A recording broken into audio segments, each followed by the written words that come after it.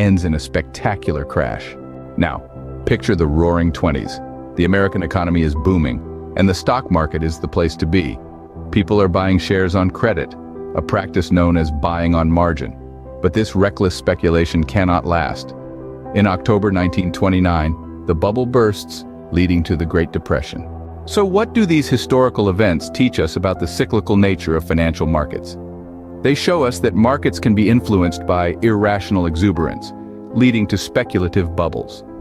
They remind us that what goes up must come down.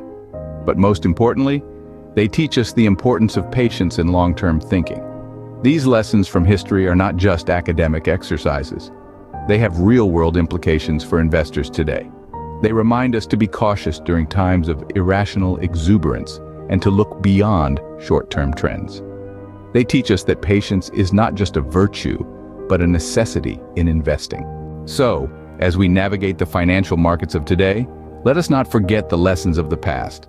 For as philosopher George Santayana famously said, "Those who cannot remember the past are condemned to repeat it."